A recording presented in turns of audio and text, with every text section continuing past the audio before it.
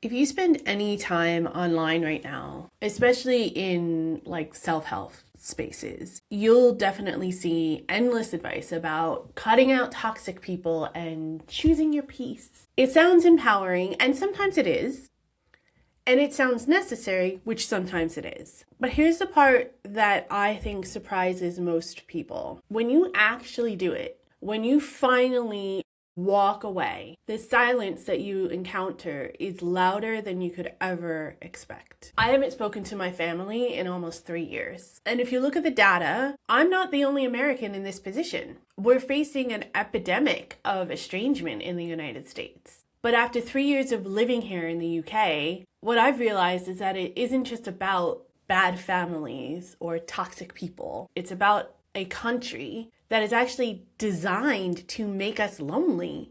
It's designed to divide us and highlight our differences and where we disagree, rather than our commonalities to form a community. Today, I want to talk about why I think that is, and the very specific price that we often pay for our true independence, whether you're in the UK, the US, or anywhere else in the world. So research suggests that between 25% and 38% of American adults specifically are currently estranged from at least one close family member. That's a staggering number. That's millions of people, essentially, in one country that are orphaned by choice or by circumstance. And sadly, I'm one of them. But before we moved here to the UK, my British partner and I, he was British born, lived in America for about 18 years. And I watched him do something that I didn't even realize was unusual at the time. On the really hard days, when the homesickness hit, when the American chaos got to be just way too much for him and got too loud and he was losing his mind, he could always pick up the phone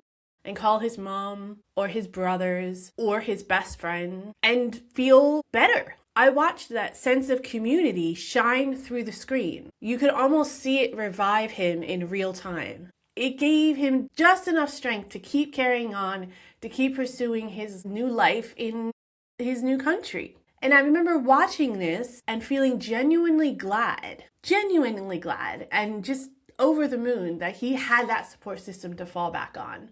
Because at that point, I had never imagined that I'd ever be in a position where I didn't have that. Fast forward a decade, and we've completely switched places. He's back in the UK in his home with things that are much more familiar to him, with his support system at his fingertips. And I'm the one living abroad, miles away from my own culture and everything that I'm familiar with. And my mother is now in the position that his mother was. Her child is now living miles away from them overseas. And yet I've barely spoken to her in 3 years. I keep wondering why that is.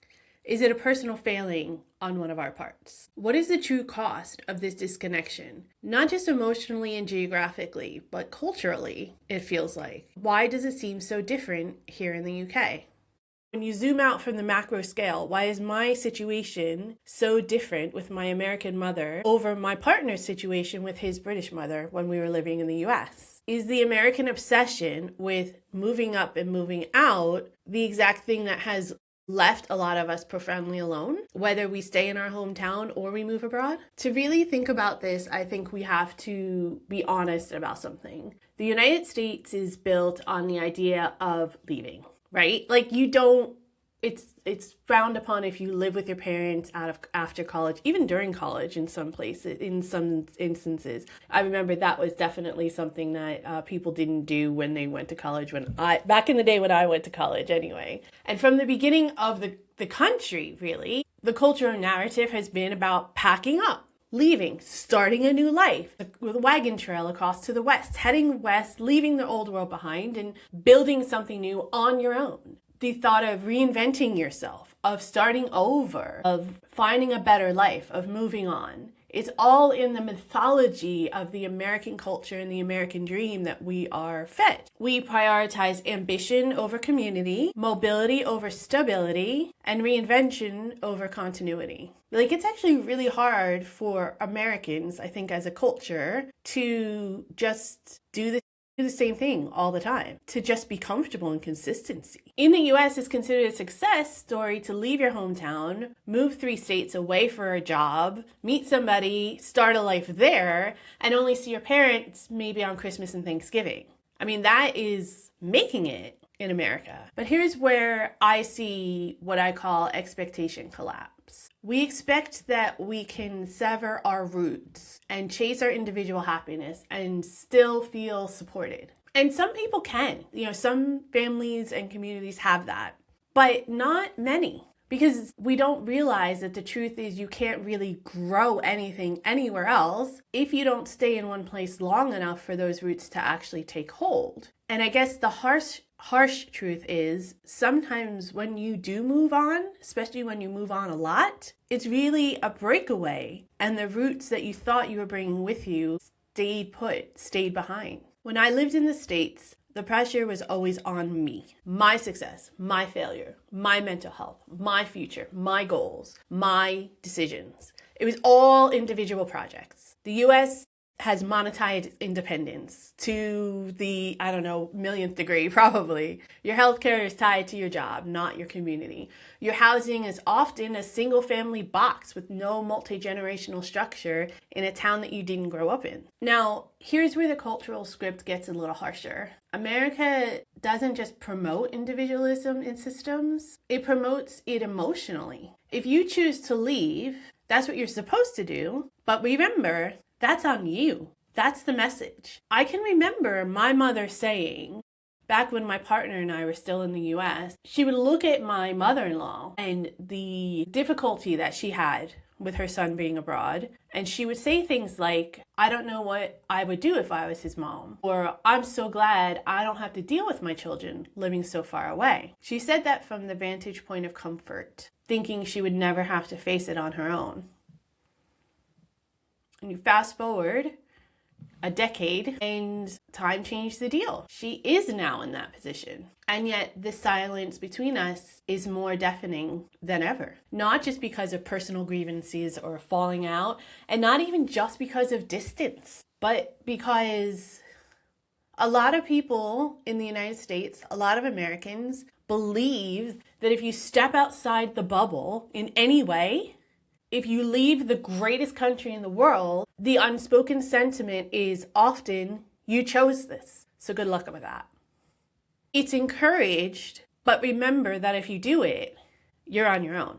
But if you don't do it, you're a failure. It's not always cruelty. It's just a lot of mixed messages. It's a kind of like emotional outsourcing. You're not in the forefront anymore. And because we've built a society where the family is often the only real safety net in America, then the stakes of that slide are enormous. So you need to tread very carefully in order to have a balance between your independence and your individuality and moving on and making it and keeping that family unit tight enough that you actually have a safety net. And I think that a lot of abuse and manipulation and dysfunction gets bred out of trying to figure out that balance. I want to contrast my experience with my partner's life on both sides of the Atlantic because I think it's really influenced my perspective a lot. For those of you who don't know, my partner is British, born and bred in England. The difference in the social architecture is honestly shocking when you step back and look at it. He has friends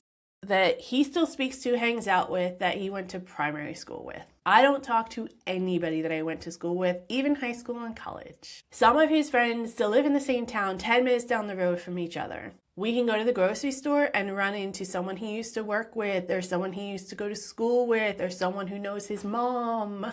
And while there is something to be said for leaving your hometown and experiencing other things and growing as a human being, as a person, there's also something to be said for those types of ties that bind us that we have in our early life.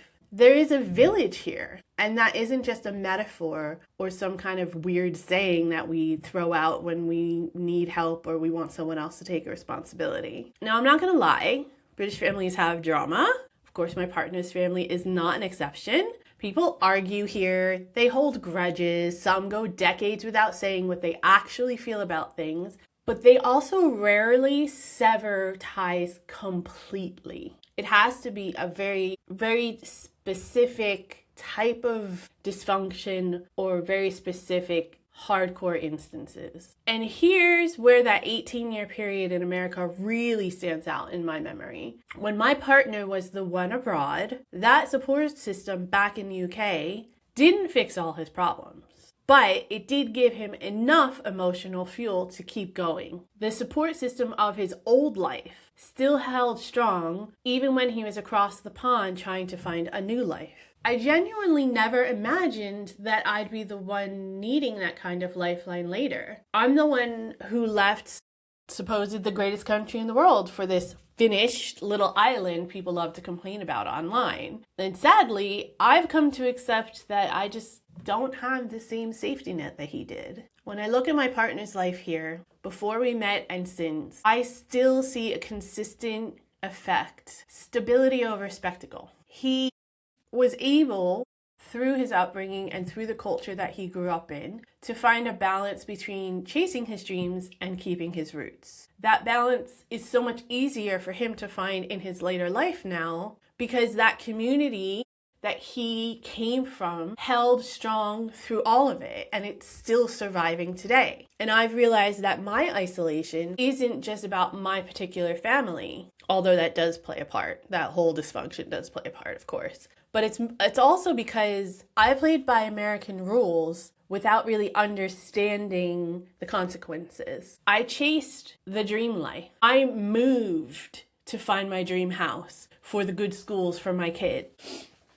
I left my home country to find more safety and stability. I prioritized my individual growth and my child's future, which is what we're supposed to do. And honestly, I've succeeded in a lot of those goals, and I'm proud of a lot of that. But the prize for winning that game became loneliness, not because of a personal failing on my part, but because the foundation that I thought would hold strong in America was built on superficial and circumstantial means. And that's honestly the struggle of my life abroad. The consistent reminder that everything I came to rely on during my 4 decades in the States was so fragile. Kind of like various house of cards structures side by side on this table that I was constantly moving back and forth in front of to shield this gust of wind to make sure they didn't fall down. But the reality was, the minute that I rested, the minute that I took a break from trying so hard to ward off the breeze from blowing all of these structures over, all the cards just blew away anyway. Despite my efforts, despite all the time I spent, despite all the energy I dispelled to try to protect it,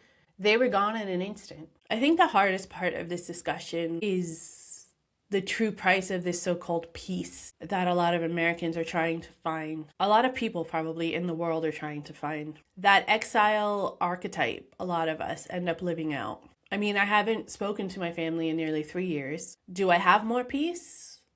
In many ways, yes. The daily conflict is gone. The tension is lifting. The obligation is not nearly as weighty, but burnout travels with you. Emotional fatigue doesn't stop at the border. You're grieving over a life you thought you would have that you don't. You're grieving the time that you wasted on trivial things rather than the moments that really mattered, or strengthening the ties that you knew you could bring with you wherever you went. This is exile archetype in real time. You are physically safe. You are on paper free. And it feels good.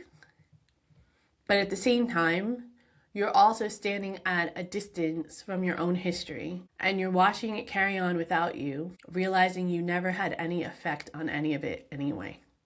I've been thinking a lot about the community that watches these videos. I know so many of you come from a culture that was taught stoicism above anything else, that keep calm and carry on point of view. You apologize if something's uncomfortable, you make a sarcastic comment, you have a chuckle, and you move on.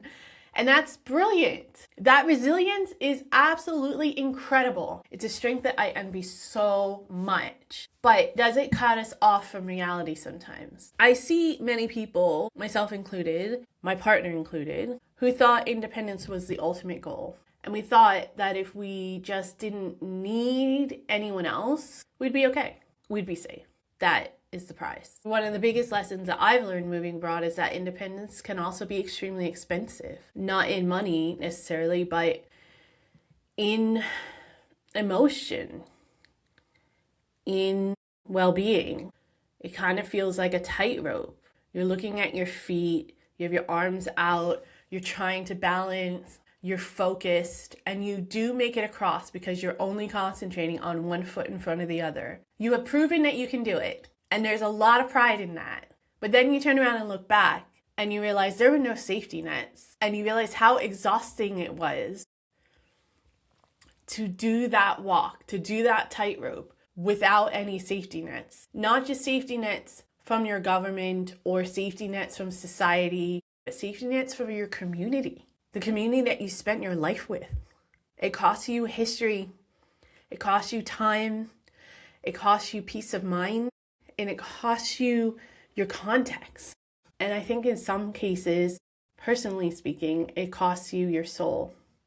Ultimately, I don't think this is an exclusive American problem, of course, but I do think that the way society is set up in the United States, it exacerbates it and it definitely exploits it. And I think from my personal experience, I don't know that I could have lived any other way. Because if I worked harder on strengthening the community, I would have had to conform and I would have lost some of myself anyway.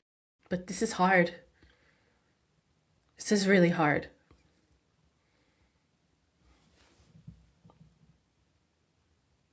Here in the UK, people seem to intuitively understand that you might need people later in your life. Even ones you may not particularly like right now. So you muddle through, but you still try to keep that connection, even if it's a thin fraying thread. Because ultimately, they're not that bad. You just don't see eye to eye on a lot of stuff. In the US, we live in the immediate, we live in the moment. We burn bridges so that we can light our way forward. And then, and I say this with complete love and compassion because I'm standing right there with you, we wonder why it's so friggin' dark behind us. So where does that leave us? Where does that leave people like me? I don't really know. I don't have an answer, in all fairness. I mean, I'm not saying that you should stay in any abusive relationship. You should never tolerate cruelty. That's a completely different situation. That's a completely different topic. But we need to be extremely honest about the trade-off, okay? The American experiment of hyper-individualism does have limits, does have reactions. Moving to the UK didn't fix my family, and I didn't expect it to, but I also didn't expect it to break it. And I can't rewrite my past, and I would definitely still make the same decision that I made, but as hard as it is to accept, I have to take note that this is probably a reflection of what's been missing in my life all along. And I suppose there is value in creating and strengthening your ties to the community that you have, even if it is just one or two people. Stability over spectacle and adrenaline will inevitably endure. Let's hope. Let me know your thoughts in the comments. Thanks for listening. See you next time.